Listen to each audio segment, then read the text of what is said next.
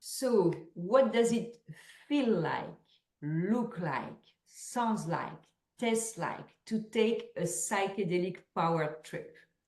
How scary and enlightening it is. Is it really as life-changing as some say it is? So my guest today, Karen Wookey, is more than well-versed in such trips, having participated in hundreds of them on several continents, including with personal development luminaries such as Gabor Mate. So good day, and thank you for tuning in to this new episode of the Microdose Diet. Thank you so much, Karen, for being here with us. How are you? Thank you for inviting me. Okay, so let me tell a bit more about you. So you are a multi-hyphenate leader, first in the entertainment space as a producer, director, entrepreneur, second in the spirituality space as an ayahuasca and psilocybin guide. So I was super lucky to attend one of your mushroom ceremony earlier this summer, and that has unlocked a whole new world of possibilities in my life and my career. So Karen guides individuals through psilocybin ceremonies, and she will share the good, the bad, the ugly, and the gorgeous of healing mushroom trips. So my name is Peggy van de Plassche. This podcast focuses on getting more in your life, and my secret sauce is psychedelic-powered personal transformation. I wrote a book, actually I should show it. My book is More, The Microdose Diet. And in this podcast, you can hear great guests such as Karen that share with you strategies and techniques to really up-level your life and career. So Karen, again, thank you so much for being here today. We're going to dive deep and right now. Tell us more about what a psilocybin retreat looks like and what an initiate can expect.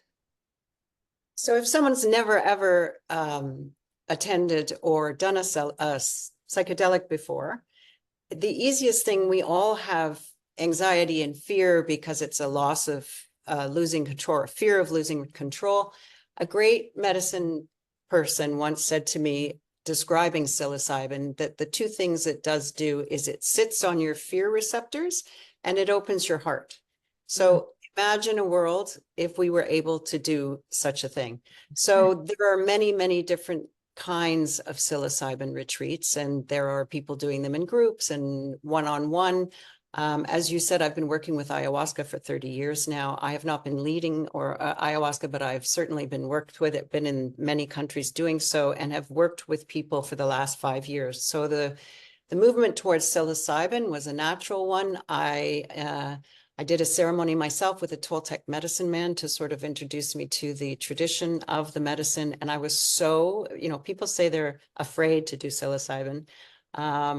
And I'm more afraid to do ayahuasca. I found psilocybin incredibly, it actually scared me more, and it was very powerful, but the fear is a really important part of the journey, because we all, to do anything we want to achieve in life, even create a better life, you have to face your fears. So it's a microcosm of stepping through that into a place where the only way through is surrender. And if you can get there, it translates into your life in much bigger ways, because suddenly it's easier to surrender and you're facing fear in a new way.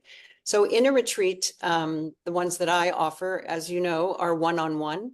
I live in a beautiful spot on the river here, held by nature. I'm in a cedar forest. There's a waterfall and a pond and a river. So you arrive in the afternoon. We do some nature work. We do a ceremony down by the waterfall. We identify what you want to achieve, what you'd like to shift. We spend time an hour before in a session figuring out, what you're worried about, what you'd like to shift. And then the medicine, we drink at sunset. It lasts about 5 to 6 hours. Everyone is different. Every experience is different. And has someone who, as you said, has done this, many, many, many times, no two are the same. So the medicine really takes you where you need to go, whether emotionally, physically, in so many ways. And the important part, and all of the science around doing these journeys, are set and setting are everything. So here you're in a beautiful place in nature. It's completely safe. This room is like a temple. All the instruments are here. You create a safe space for yourself, and you journey with an eye mask. Now, recreationally, people have been doing mushrooms for years, and that's a very different experience because you're interacting with the world and light and seeing things. The whole purpose and how it's done traditionally is you're in complete darkness. So the journey is within. Exactly. And you might, sometimes the medicine is incredibly gentle. People are taken on a beautiful, a beautiful experience of an expanded consciousness, what the world, some people have creation dreams and see the world being created. Some people see their own fears in very scary ways, but they come through it. Some people revisit trauma in a new way so that they can heal it. I have to say the opportunities for healing trauma are immense with this medicine. It amazes me all the time how people can shift through trauma.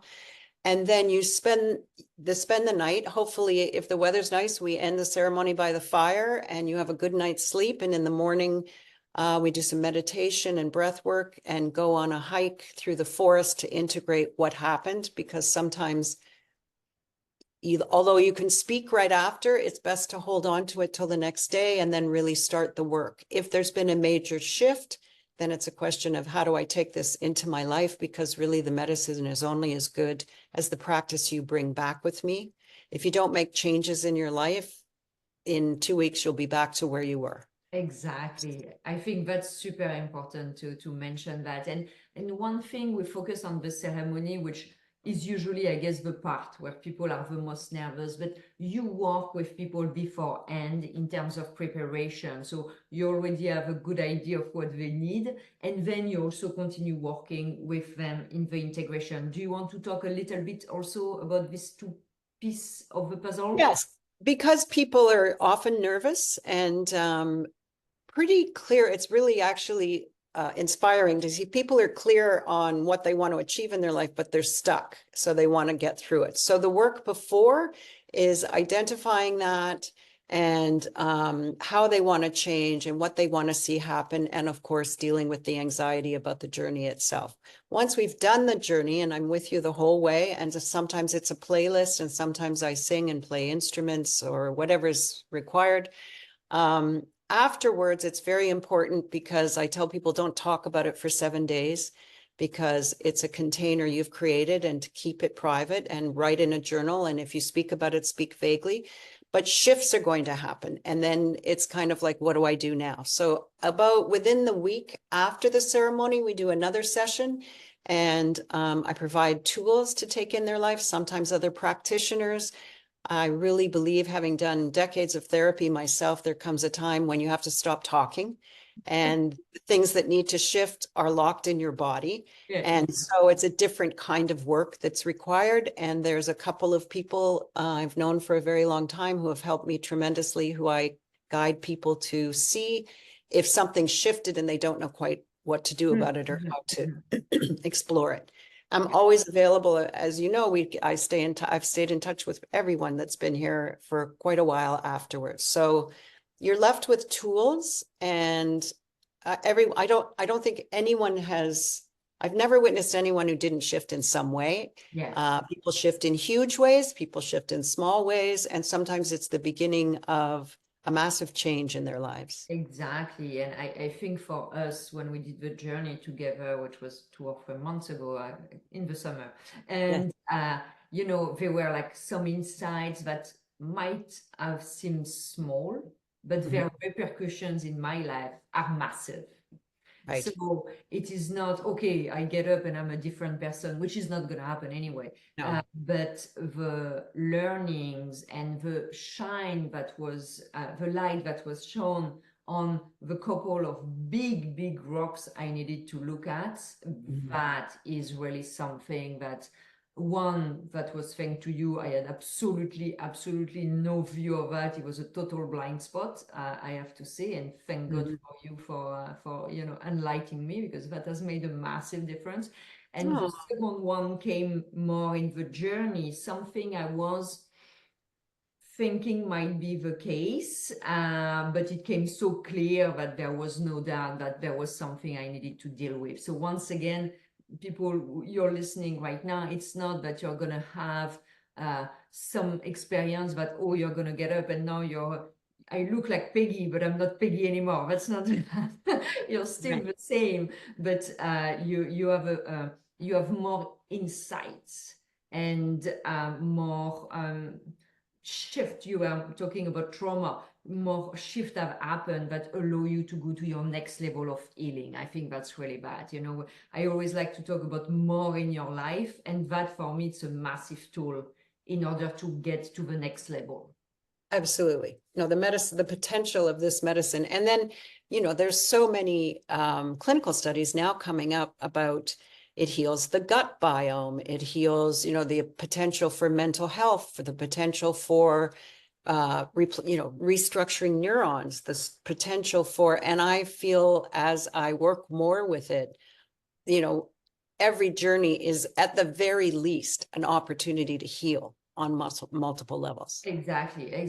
So one question I have for you: what myth would you like to bust regarding this magic mushroom healing trips? I'm not talking about recreational, no interest in that. What are the myths that you hear sometimes when people contact you? They're very interested, but they're afraid. What do you want to put people's mind at ease? Well, I would have to say, and I had my good friend Ron, who's a psychedelic scientist, was here for the night last night. We talked about this question because I said, what are the myths around? But you know what it is for me? Everyone I speak to who's had never had experience will always say, well, I'm afraid of drugs. And it's really fascinating to me that, you know, these are the same people on pharmaceutical drugs for sleeping, for anxiety, for stress, and I make it very clear, this is not a drug. This is a medicine. This has not been altered in any way. It's as it was given. And there are many more side effects, dangerous side effects and long-term effects by taking pharmaceuticals, everything from sleeping pills to, you know, ADHD medication, which is very popular now, Vyvanse, all the amphetamines that will lead to so much more. I'm more terrified of those. The medicine, there are no side effects. No one has ever died of psilocybin. And now they're finding, they didn't think so before, but it actually is not dangerous to do when you're on other drugs. There's only two drugs it's dangerous for. One is lithium and one is, it's the drug they give alcohol. It's a treatment if you're an alcoholic where you take it and it'll make you sick if you drink. I can't remember the name of it, but that doesn't interact well with psilocybin. Yeah. All the other drugs, even the SSRIs, the antidepressants, it won't be dangerous. You just won't have as much available to you because those drugs, of course, take the bottom off depression, but they also take the top off. So your ability to actually benefit from what psilocybin offers won't be at the same level. So I would say, you know, if you could change anything about how the myths around it, it would be thinking for 1 second it's a drug. Yeah. That's probably the challenge is that as long as the illegality is around, but you know, I'm saying that marijuana in Canada, it is legal, and for most people, we still have a stigma because we've been brainwashed so much. Right. Oh, I think it's yes, the legality, but I think it's more the brainwashing and all the invention. Oh, you're going to be blind, you're going to be deaf, you're going to you know, like it worked. All that indoctrination worked. Exactly. You know, like it's a bit like people telling teenager, well, if you masturbate too much, you're going to get blind. Well, it's as stupid as that, you know. True. But the thing is that as we age, we realize that about masturbation, but not about psychedelics. Yes. That's very true. Well, the other thing is there are options with psilocybin, especially. Ayahuasca is very different, but with psilocybin, you can if you really are terrified, you can start by microdosing and see how that, and once you realize, oh, I actually feel good and there's no side effect, then you can venture. I always say the medicine calls you. It's not something you decide to do, whether it's ayahuasca or psilocybin. It's a calling. You feel drawn to it. You get curious about it. You start noticing things or meeting people who have experience.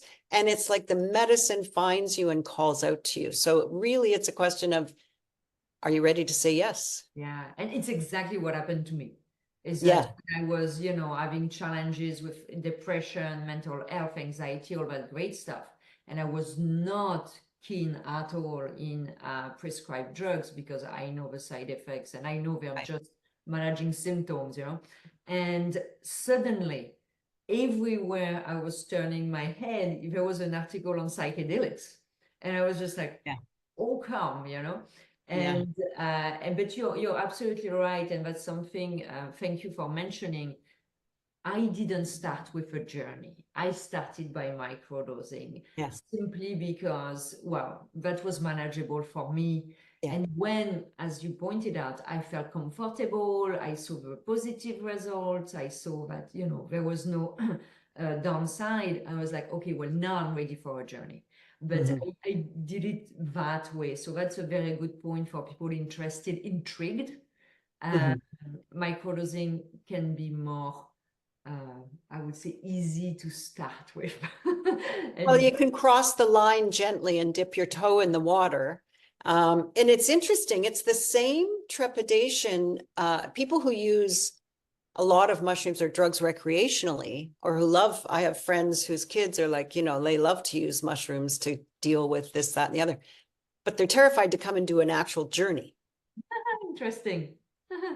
For very similar reasons, right? Because they have a different way of managing their anxiety and stress, and maybe they drink and they, you know, do mushrooms and they smoke pot, whatever they do. It's interesting. It's not the actual medicine itself they're scared of because they know it, but they want to if they can party and be distracted, that's great. But if they have to sit and go inside and actually look at stuff, that's terrifying. Yeah, interesting. Which says a lot about, you know, how much we delay the gifts of choosing to do that. Yeah, for sure. You know, it's all these things, and I mean, you need to be ready for that. That's why I wrote the book. It's also things I wished I had known 20 years ago, because my life would have been way more fulfilling, way easier, way more successful on many, many levels. So I'm so glad that we are having these conversations, because for people who are listening, they can hopefully start the process earlier on, to your point. So you need to be ready. To your point, I think you need to be called. It's not whatever, oh, well, next week I'm going to do a journey. You know, I think you need to be a bit more fast. But yeah, that's that. So I always like to ask our experts, what would be your top 3 advice for anyone who want to benefit, you know, from a psilocybin journey? If they're just starting out and thinking about it, you mean? Well, that's a good. Or do they want to do a journey, or do they want to do for a journey, a healing journey? And maybe that's a good way. Maybe advice for the people who have absolutely no idea and that maybe are afraid. And maybe for the experienced one, in order to make the most out of it, you know, whatever you want, both will be interesting for us. Well, the first advice would be, like me, I'm a researcher. I make films and documentaries. And so I go down rabbit holes and research. Just go, and everything's available on YouTube right now. Watch as many things as you can, get as many opinions and ideas about it. There's lots on ayahuasca and psilocybin. If you want to do a journey, be very careful who you choose to do it with, because set and setting are everything. And I've done it in groups. I did one myself with 12 other people, and it was pretty powerful. I was on my own. There was someone guiding the whole room. The advantage of a one-on-one journey is, I think, it takes away any fear of anything going sideways. And the more safe and secure you feel, the better the journey you're going to have. I always say nature plays a huge role in that, and finding somewhere to do where you can walk outside and be in a forest or be by a river or is going to exponentially help you integrate and also be in your body for the experience. Yeah.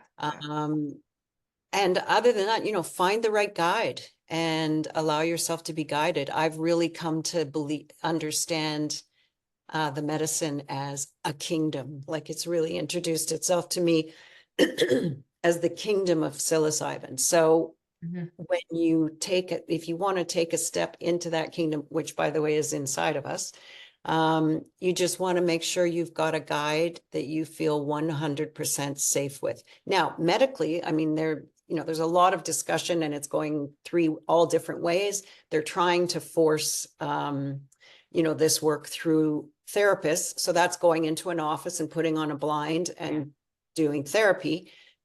I'm not saying that's not going to help anyone, but there's lots of backlash now on, how much that makes available in terms of the whole experience. I know that, when I wanted to do ayahuasca, I went to Peru. I was in the jungle. Was being in the jungle, did that add a lot to it? It added everything to it. So being... I think for people like me, I'm not going to go in the jungle. No. But working with you, that was ideal for me because I want one-on-one.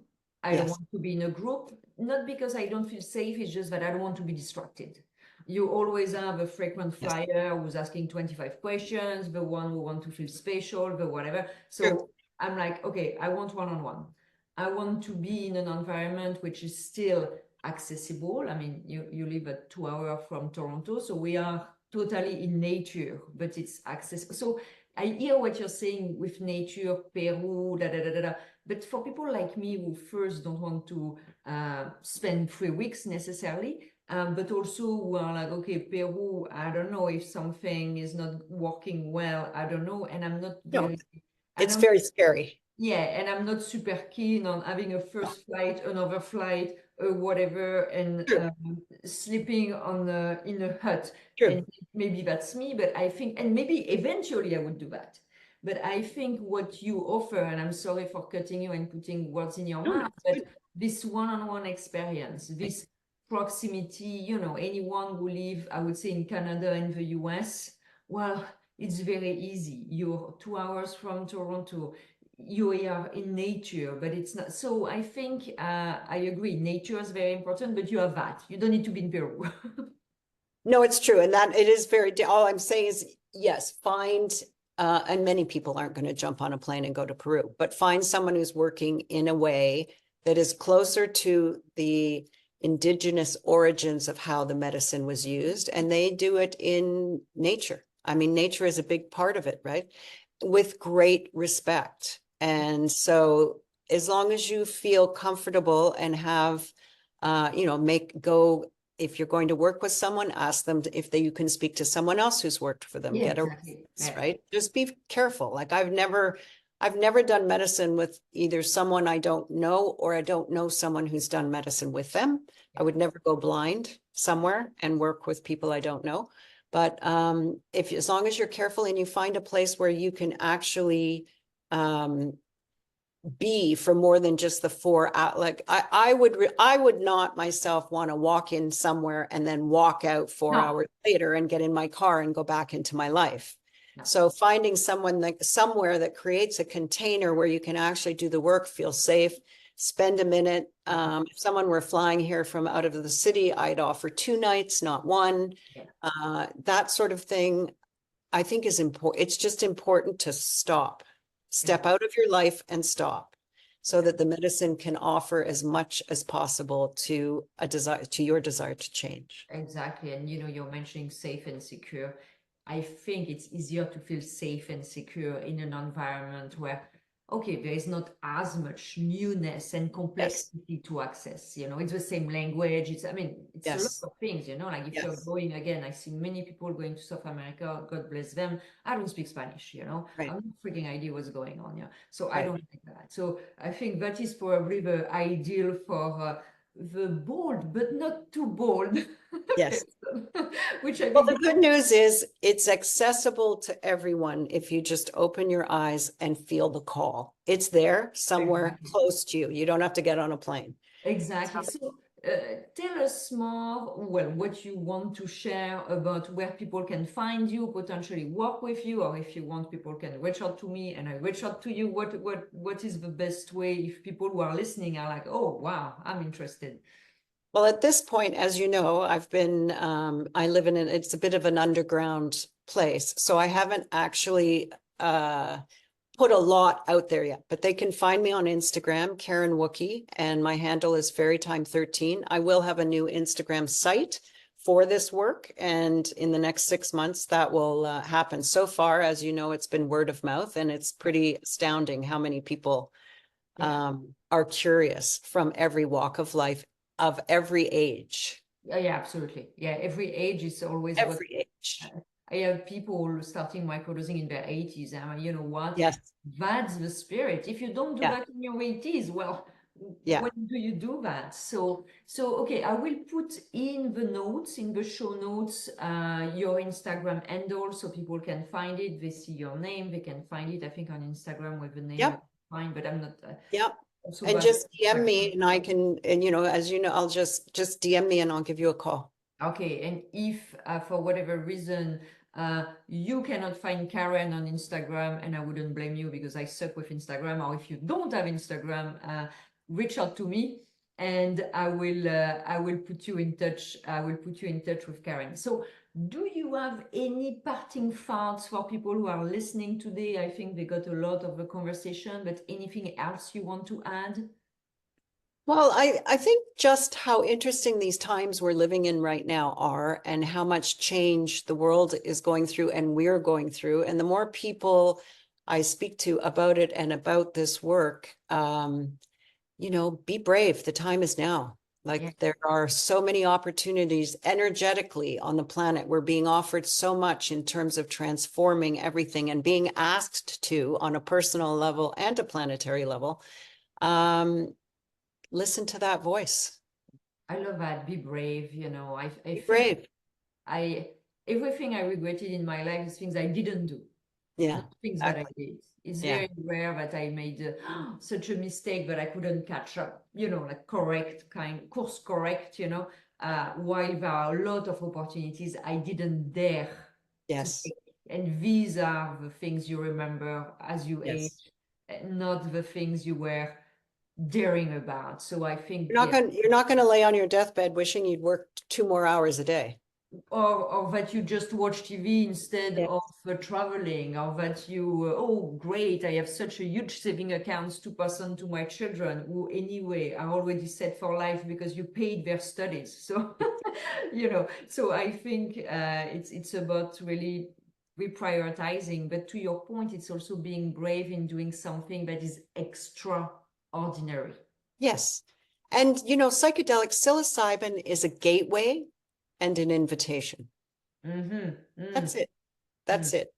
And you have to be brave to step through that door. That's all. But once you're through the door, you know what's on the other side. Yeah. That's, and you know, it's exactly, and it's you wrote a book about it. It's like it's like a staircase. Yes. You're going to the next, and then I don't do journey and you know that I don't do journey very often, but I was called when we were discussing. I'm like, okay, I need it. I could feel there was a block, and it really unblocked me, which is what, to your point, we went 360. You know, people are stuck. Yes. And I was in that position, but that really unstuck me. So thank you so much, Karen, for spending your time. I will put again the information. Anyone who's listening, watching, reading, please reach out to me if for whatever reason you cannot find Karen. And thank you so much for listening and watching today. Thank you again, Karen.